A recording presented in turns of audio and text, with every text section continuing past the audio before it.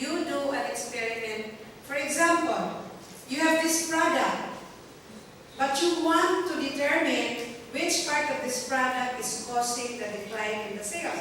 So you in a way, you try to dismantle the product, destroy the product, start over, and experiment on how else can you improve the product.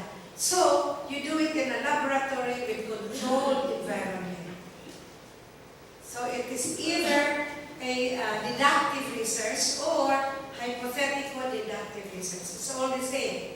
Deductive meaning you deduce from the present of information and data. You deduce that this is what it is about. So deductive. It's different from inductive. Okay?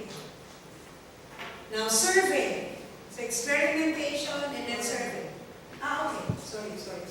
I want to grow fast. So Experiment research. Cái keyword chính của experiment đó là cái control environment. Đây là cái chính ha. Tức là khi mà các anh chị làm những cái research khác mà các anh chị làm cái survey rồi này nọ, chọn mẫu bla bla bla, thì khi này á chúng ta làm cái dạng mass, chúng ta sẽ chọn ra một cái sample nó mới thực hiện. Còn đối với experiment á, thì các anh chị cũng biết là làm thí nghiệm thường là sẽ làm trong lab, đúng không? Thì cái này của mình làm research cho những cái sản phẩm thường mình cũng sẽ không có làm trong lab, nhưng mà mình cũng xác định cho nó những cái môi trường cụ thể. Một cái ví dụ là ngày xưa có một cái công ty nó làm chương trình quảng cáo đi, nó muốn so sánh nó muốn coi là cái hiệu quả của chương trình quảng cáo này như thế nào ấy, thì nó chia ra luôn, tức là nó test được hai cái làng. Một cái làng nó hit cái condition là không cho tương tác bất kỳ cái gì với internet luôn, trong vòng mấy tháng đó đưa ra chương trình quảng cáo coi reaction người ta như thế nào. Một cái làng khác cho được lên internet, gặp làm muốn search, muốn làm cái gì đó cũng được, và chắc chắn người ta sẽ biết tới chương trình quảng cáo này trước rồi. Sau khi đó tung chương trình quảng cáo này ra thì người ta sẽ như thế nào. Tức là ở mỗi cái chỗ nó sẽ control cái environment một cách xác định luôn, để cho nó coi thử là cái reaction của người ta như thế nào. Còn đối với cái anh chị làm cái research thông thường, chúng ta sẽ không thực hiện cái này. Okay, thank you. Before I forget, when you try to write or join our special group in the Facebook, can you just, when you write something, can you just say you're also include your Christian name? So I will remember. Like if you just write your name and there is no Christian name, I don't know who this is, because I will be sending you some practice activities, like writing the hypothesis, computing for this, or doing the coding. I want you to do that, but you tell me what your Christian name is. Peter said, gave his Christian name, so I addressed him directly as Peter, but the rest, I cannot actually identify who you are. So please put your name. If you're Andrew, say, this is Andrew. My question is, okay, this is Henry. I am bothered, I cannot write my hypothesis. This is what I'm interested in. Somebody help me. I will always come in. But I couldn't help you if I don't know who you are. Yeah, we have a special group in the Facebook. PSU MBA group. You have that? You open that? You continue to use that. But write your Christian name. This is the time when you should use it more frequently, because I'm sure you have more questions. And do you have something to say? Okay. Tức là mọi người cái group trên Facebook đó có cái gì mọi người thắc mắc lên, nhưng mà ghi cái tên tiếng Anh để cô biết là người nào thắc mắc cái gì tại trên Facebook của mình thì mọi người biết tên. Okay. It's usually survey is the most frequently used strategy or technique. A survey is a system for collecting information from or about people to describe, compare, or explain their knowledge, attitudes, behaviors, decisions, everything. So you do a survey. I'm sorry, this one is not, of course, should not have a name. I am very particular with grammar. Okay. So there. Did you really want to do like that on this? Because I want to see also. Okay, that's survey. The next is observation. The other strategy for research is doing observation. So you do experimentation, you do survey. The third is you might want to do observation. Now, what kind of data do you get from observation? Is it quantitative or qualitative? It is very often qualitative. Okay? Okay. So qualitative data cannot be scored. Because when you observe, you just write in this descriptive form what you saw people are doing. Okay? So that is an observation. What is an observation? It is a helpful strategy to collect data on actions and behaviors of people through observation. It involves going into the natural setting of people, watching what they do, describing, analyzing, and interpreting what one has seen. So you don't use statistics, but instead when you do observation, you try to go to where the people you want to observe are. In other words, if you do observation for people working in the hospital, where do you go? You don't go to the bus station, you go to the hospital. But if you want to observe people, especially in bus stations, how they behave when they are waiting or in queue in bus stations, then you go to bus stations and observe people and take down notes. See what you observe. You just have a goal or a purpose, which you know, and then you go to the place where the people are, and then you start looking at what they're doing, what they're saying, and how they interact with other people. And then when you go back, you try to study the observations you gathered from different sources, different radio or different bus stations, and then you try to interpret it, not using statistics. You use observation. It's very simple, descriptive research. Observation tức là mọi người đi coi người ta làm cái gì, mình nhìn thấy coi có đúng hay không ha. Qua một cái việc observe như thế nào, kiểu quan sát cái việc quan sát mình cảm nhận coi người ta làm như thế nào. Những cái observation này thường nó hay được sử dụng thường nhất là khi mà mình kiểm tra những cái vấn đề nó tương đối nhạy cảm.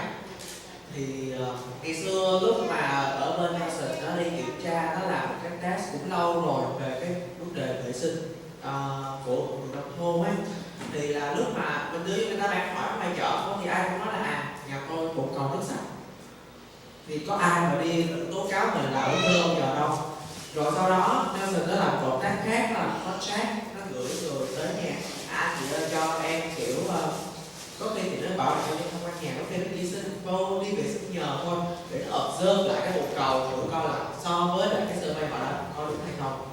Tại vì cái mà họ thấy trước mắt mới là cái đúng, chứ cái chuyện mà người ta khai báo những cái chuyện đó là tôi ở nước sạch nhưng thực tế là cái bồn cầu nước trơn đó. Thì observation nó là một dạng qualitative, bởi vì khi mà mình nhìn thấy được mình ghi lại nó là một cái dạng là mình ghi thành câu chữ, chứ mình không có đo đạc được cái gì ở đó cả.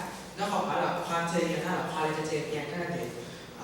Chủ yếu là dùng để qua cái thường nhất là nó làm cái dạng là nó cross check lại những cái mà vấn đề nhạy cảm mà survey không giải quyết được.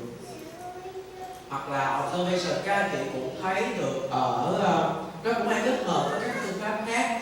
Thì khi các anh chị làm những cái FGD mà phỏng vấn nhóm á, thường nó sẽ có cái gương, ở gương nào là cái gương nhìn một chiều từ phía trong ra, thì một cái như vậy nó nói cái gì đó ở trong nó sẽ có một cái dạng khác, nó observe thử coi là cái thái độ của những người trả lời này có thành khẩn hay không, hoặc là coi là lúc mà họ trả lời thì cái mặt họ có kiểu cheating hay không, để họ check lại với kết quả của cái photoshoot này. Thường nó sẽ được làm song song. Okay. Next, we have case studies. So you have experiment, then you have, under the experiment, you have survey, then you have observation, then you have a case study. What are case studies? Case studies are studies that focus on collecting information about a specific object or subject, event or activity, such as a particular business unit or organization. In the case of case studies, you do an in-depth, very deep study of organizations. And of course, when you study organizations, you start including the units in it, and then eventually you go down to the individuals inside the organizations. For example, in the book, if you read the book, Good to Great, the author was studying companies in the US that gained so much advancement in the last decade. Unfortunately, some of those that were in that book eventually went down during the last recession in the US. But anyway, the book is a case study of several companies. And the book described what the companies were doing that made them all quite successful. So if you're interested in doing a case study, you don't need to get so many. You can only do a study of 5 companies. You may do that. And you might want to study only the companies that have registered an exponential growth within the last 5 years or 10 years. If there are companies in Vietnam who you consider to have succeeded so big, a success within the last 10 years, then identify these companies based on sales report, based on public, the stock market. You try to study this, and maybe if you can name 5, you ask permission to do a case study on the 5 companies. You can do that. You don't have to do statistics, but just report on the statistics of every company. You're actually going to describe how the company has grown from its beginning to the present. And what are those that made them grow? Who are those that made them grow? What units in the organization registered the biggest impact in the growth of the company? Now, one question for one company will be 5. If you have 5 topics in analyzing one company, you will use the same 5 topics in analyzing the next company, the 3rd company, the 4th company, the 5th company, so that when you do your analysis, you will just be analyzing companies in the context of what you already selected as 5. Okay, like management style, capitalization, product, organization, and probably culture.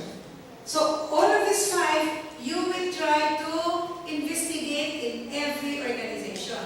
And when you have done this, that's already your thesis. Maybe you can write even a book after that.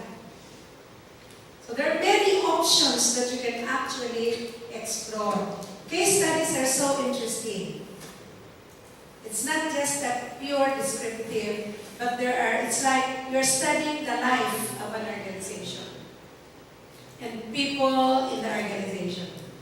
Okay, grounded theory. What do you mean by grounded theory? Okay, you want to explain? Sorry. Đối với cái case study này thường thì đối với cái research của các anh chị sẽ không có làm tới cái mức của case study đâu. Case study thì nó chỉ là một cái dạng research chuyên sâu, đi về một cái vấn đề cụ thể, cụ thể nha. Chúng ta sẽ viết ra thường là chúng ta có một cái topic gì đó, sau đó các anh chị break down thành một cái khung sườn luôn, sau đó các anh chị sẽ làm một cái nghiên cứu và so sánh được giữa cái điểm này và điểm khác, rồi làm một list khoảng 5-6 cái gì đó, sau đó tổng hợp lại thành một thông tin và đưa ra một kết luận cuối cùng của mình. Rồi như vậy, nhưng mà cho file của các anh chị thì chúng ta sẽ không làm cái mức độ của case study, tại vì nó rất là sâu và thường case study làm